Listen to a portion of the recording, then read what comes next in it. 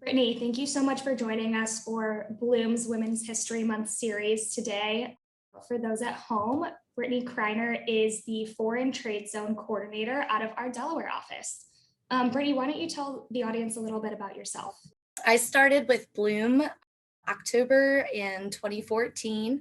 I started with the Op 5 team, and then I had transitioned into an assembly technician role in the fit department under Charles Walton. And I was with him for about 2 or 3 years. I transitioned to a process technician role, and then I was approached for the foreign trade zone coordinator position, and here I am 6 years later. That's great. We're happy to have you on the team. This year's theme for International Women's Day is Choose to Challenge. How do you choose to challenge and call out gender bias and inequality, celebrate women's achievements, and or help create a more inclusive world? I choose to challenge and call out gender bias and inequality by crushing the label of a typical single mom. I challenge this by continuously striving to achieve new goals and remove the boundaries commonly put on single moms. In the past year, while I was fortunate enough to work remotely during the pandemic, I did actually experience a lot of challenges that many others faced worldwide, all while being a single mom, a teacher, and a student. So throughout the year, I went to college, I maintained the dean's list, and I earned my first degree in liberal arts this past December. So woohoo. Um, I learned how to be a teacher to my seventh grade 12-year-old daughter. That is so much fun. I managed to keep my 4-year-old son occupied. That's another task in itself. And I accomplished all of this while maintaining a full-time job. Rather than allowing my situation as a single mom to limit my success, I was able to crush the gender bias by exceeding my foreign trade zone administration responsibilities in Delaware. And then I accepted a new challenge by being responsible for California as well. Instead of being defined by gender bias, I allowed it to empower me to reach my goals and push me further in my professional and my personal life. That's wonderful. It seems like you're wearing a lot of hats and being a really strong role model for your children as well. Who is the most influential woman that you know, and how does she inspire you? So I thought about this question for a while, honestly, and I really can't just think of one person. There are so many influential women in my life that I never really focused on just one. I think every woman has their own way to be an influence. And for me, what I try to do is I try to take something from every person that I meet and learn from that. It could be a new parenting hack. It could be a confident power stance, which is new to me. Um, Joining in the Bloom team, that's where I learned the power stance from, or even a book that they had read that helped them become successful. One woman that would be an example that I absolutely cannot leave out would be my mom. She had me at a very young age, and that pushed me as her daughter to continue to go to college because I wanted to make her proud that the struggle that she went through as a single mom was totally worth it. There are women and even some men at Bloom who have done nothing but help me grow, teaching me how to communicate to a point where I no longer get to or get nervous to speak in front of crowds. I do still get my butterflies. They are here with me today. That is absolutely true. But the nerves have calmed down tremendously with the amount of practice that I have received. And I do try to accept, things that will force me to communicate more so that I get that practice. I have had both women and men as mentors, and they both have helped me grow in different aspects of my career as a woman in the workforce. I do have my friends who challenge me to do better all the time when they know I'm at my breaking point as a single mom. It is rough. They do push me forward. One person that I would like to include that isn't a woman, though, is my son, Robbie. I want Robbie to grow up knowing that gender does not affect you or how you view a person and their attributes. I want him to be respectful of women, advocate for his sister and his mom when needed, and I want him to know that, he needs to be professional in his generation to come. Lastly, the biggest reason that I have to continuously push forward is I have a 12-year-old daughter. Lexi is 12 years old and she is the upcoming generation. And I want her to see how you can be successful in the workforce as a woman. So I saw an inspiring phrase once that I absolutely love, which is, I can't give up. My kids are watching, which I have changed to, I can't give up. My daughter is watching. With that being said, Lexi drives me to go to college because I need her to see the determination and the success that it is hard, but it will be worth it. Because of her, I pushed myself to apply to a male dominated position as an assembly technician. And here I am 6 years later as a foreign trade zone coordinator. I will say that the women I do have in my life are the most inspiring women that I know, and I am grateful to have met each and every single one of them. Absolutely. Thank you for sharing all of that. And it's great to hear all of the strong women and men who have helped you along your career and in life. What types of stereotypes do people have about women, and why can stereotyping be dangerous in the workplace?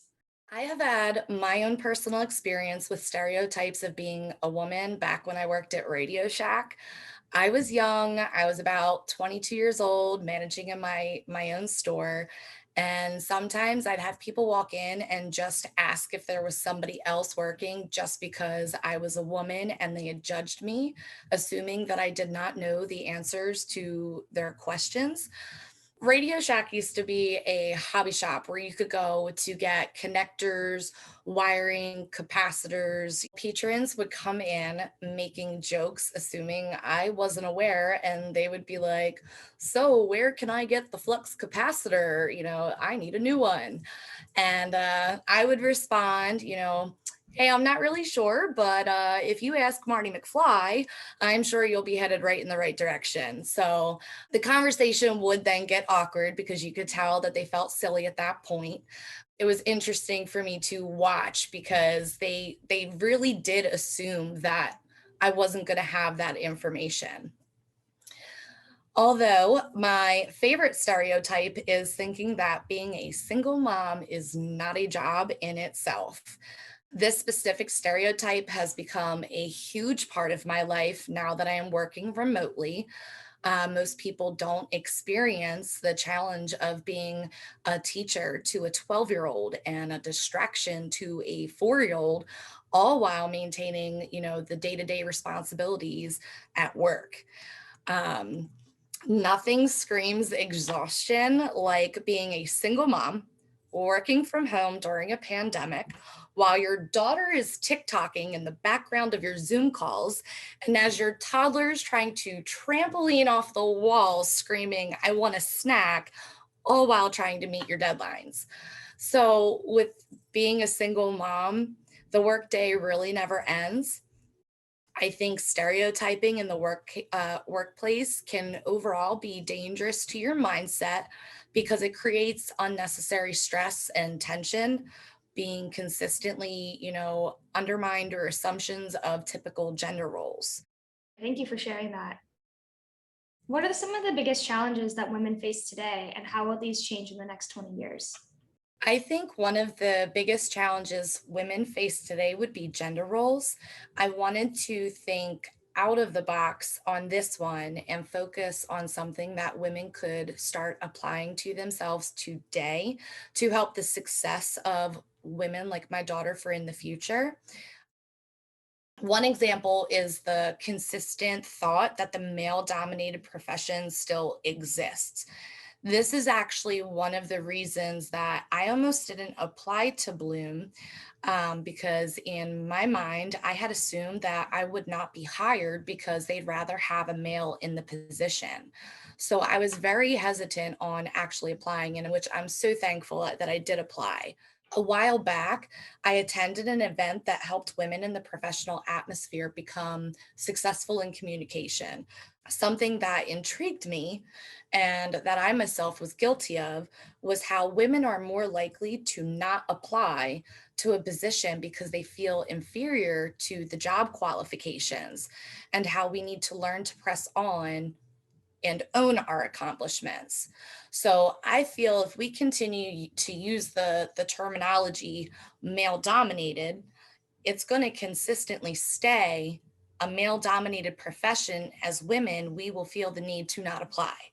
I would like to see in the next 20 years professions be recognized not by gender, but by responsibility or a skill set. The focus is now put towards how well the job is done and less on who the job is being completed by. I do not wish to see a stereotype affect a person's desire to pursue a specific career path on gender. So, with that being said, I will also choose to challenge women to discontinue using the phrase male dominated and start applying to those positions, no matter their stereotype gender role. And instead, we will create a new environment for the upcoming generation of just the manufacturing industry versus the male dominated manufacturing industry. And who knows, maybe one day my daughter will apply. You never know. Absolutely. And that's actually a strong segue into my next question, which would be any advice you can give women entering what would previously have been considered a male dominated profession, such as manufacturing? So, my advice to women going into any new profession would be for them to go in with a positive mindset. That's the first step. Um, Another big step in gaining the confidence is realizing that their gender is not the reason they were chosen for the job. And if all else fails, I need you all to step into a private area and deliver a power stance that forces you to be proud of the woman that you are, own your accomplishments, and take another step forward into what could be the most successful part of your life. So you would never know if you don't try, right? It's exactly what I did. Absolutely. And that's really strong advice. Do you have any closing thoughts for the audience? So, plenty of people know me personally in the Delaware area and know that I am a diehard Harry Potter fan. Emma Watson, my favorite actress in the movie who plays Hermione Granger, had an incredible quote that I really wanted to share, and I love to use as inspiration in my own success. So I'll leave it here with you all. It is, I don't want other people to decide or assume who I am. I want to decide that for myself. So I want to be able to be a part of the women's movement for our children's future and their generations to come. So I will decide, along with every other woman, on how we will become successful. It will not be defined by our gender, but it will be definitely defined by our achievements and our success. Thank you so much for sharing that quote and joining us today for our Women's History Month series. We look forward to hearing from you again soon. Thanks, Mackenzie.